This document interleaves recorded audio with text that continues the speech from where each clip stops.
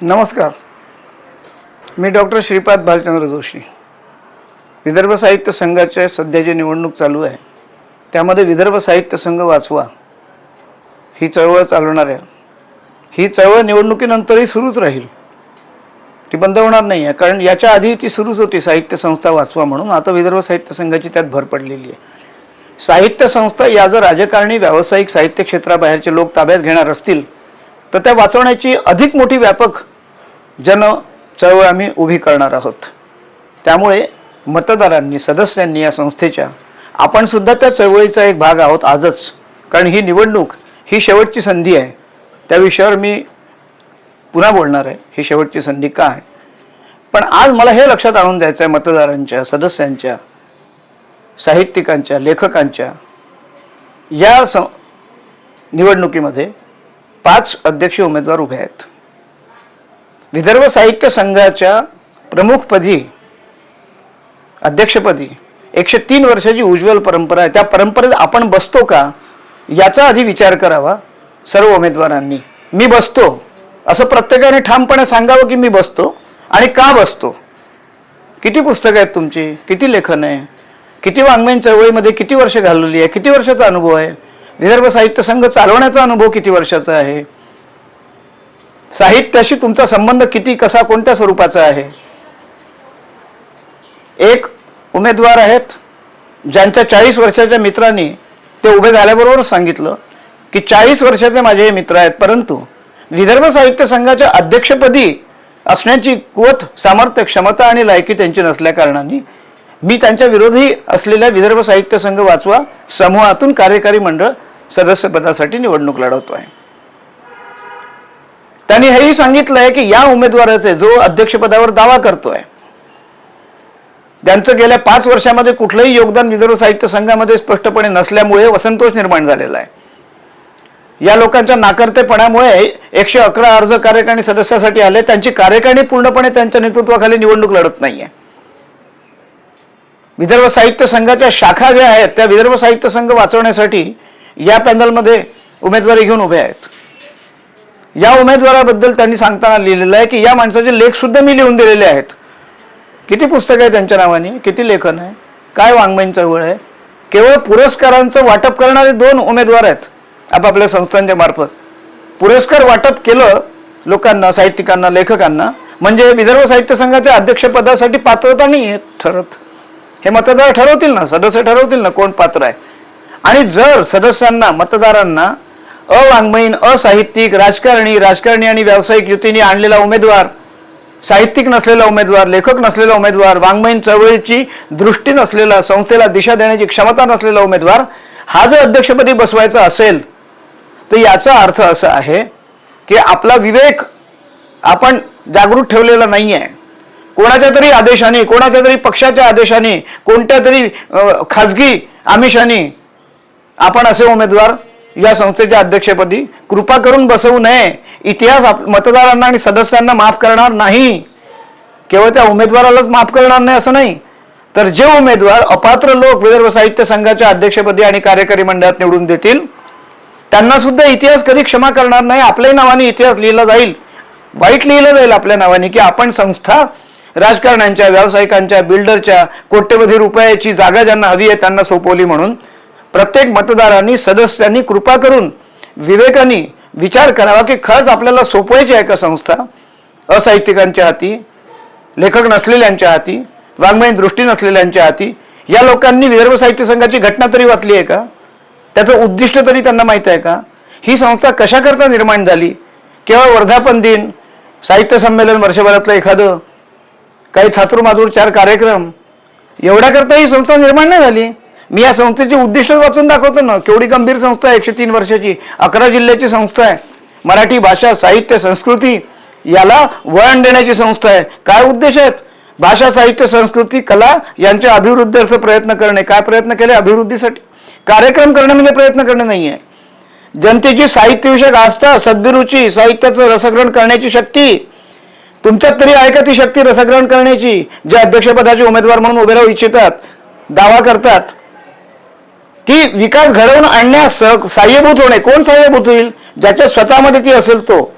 मराठी वाङ्मय आणि कला क्षेत्रातील विविध प्रवाह आणि मराठी भाषिकांमधील सामाजिक भान याविषयी जनतेचं उद्बोधन करणे, भाषा विषयक, संस्कृती विषयक, भाषेचा, साहित्याचा, संस्कृतीचा, समाजकारण, धर्मकारण, अर्थकारण, राजकारण या सगळ्यांशी असलेल्या संबंधाचं विवेचन, विश्लेषण, समीक्षा करण्याची कुवत पाहिजे अध्यक्षामध्ये, तेव्हा तो दृष्टी देईल ना.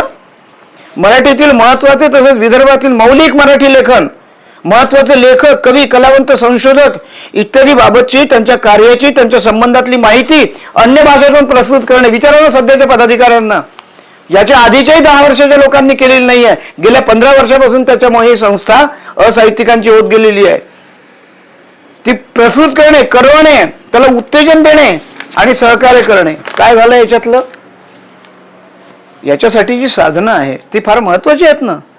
संमेलन तर शक्यतो भरवायचं आहे हो दरवर्षी, पण ठिकठिकाणी शाखा स्थापन करायच्या, त्या जगवायच्या आहेत, त्यांची संवाद स्थापन करायचा आहे, त्यांना दिशा द्यायची आहे, कार्यक्रम द्यायचे आहे. किती दिले गेल्या 15 वर्षात? जरा यादी काढा. केवळ थातूरमातूर कवी संमेलन करणे याला कार्यक्रम म्हणत नाहीत. या उद्दिष्टांच्या दृष्टीने काय केलं, गांभीर्याने काय केलं मराठीसाठी? तुम्ही ते तोंड उघडत नाही. मराठी माध्यमांच्या शाळा बंद पडतात, मराठी भाषा विकास प्राधिकरण स्थापन होत नाहीये. 10 वर्ष अभिजात मराठी भाषेसाठी संघर्ष आम्ही लढलो आणि खेचून आणली केंद्राकडून. तुम्ही काय केलं?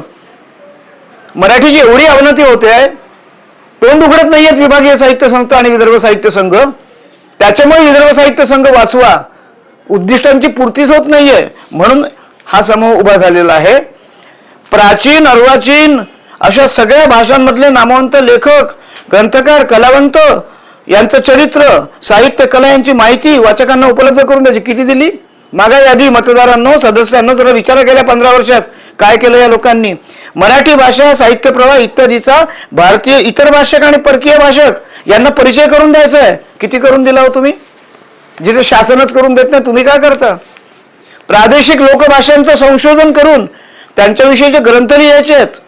आहे का? केला का काही तुम्ही याच्यात? विचारा ना.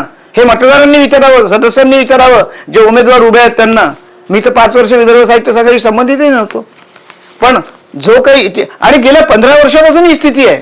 याच्या आधी पण केलेलं असं नाही आहे, याच्या आधी केलेलं नाही आहे. प्रकाशन विभाग तर बंदच पाडलेला आहे.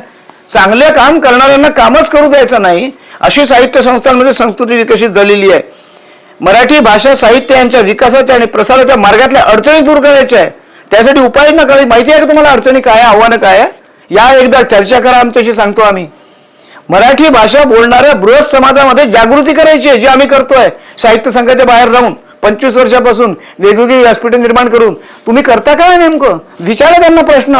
मतदार सदस्यांनो, वाचवा आपली संस्था या अशा लोकांपासून. संघाला स्थैर्य प्राप्त होण्यासाठी अनेक बाबी करायच्या आहेत, केवळ इमारत नाही बांधायची आहे. भाषा संस्कृतीचं जतन संवर्धन म्हणजे इमारत बांधणं नव्हे. मी काय करून देईन, 6 ओळीचा एका उमेदवाराने पत्र पाठवलंय, काय करीन, हे पाडीन आणि ते बांधीन. अरे नको आहे ना आम्हाला. विदर्भ साहित्य संघ हा इमारती विना चालला, ज्या काय त्याला प्रतिष्ठा प्राप्त झाली. आम्ही तर रस्त्यावरचे नाटकं करणारी माणसं, रस्त्यावरच्या कविता वाचणारे लोक, रस्त्यावर लोकांना जमा करणारे, साहित्याचा प्रसार करणारे. तुम्ही यातलं काय करून दाखवता बोला? ही उद्दिष्ट आहेत हो या संस्थांची. किती गंभीर आहेत, कळतंय का तुम्हाला? याची खोली, व्याप्ती, उंची काय आहे, ती व्यापकता असेल तर या, चर्चा करा, मांडा, डिबेट करा सार्वजनिक. मी तयार आहे यायला, आणि तुम्ही पण या. का टाळताय तुम्ही?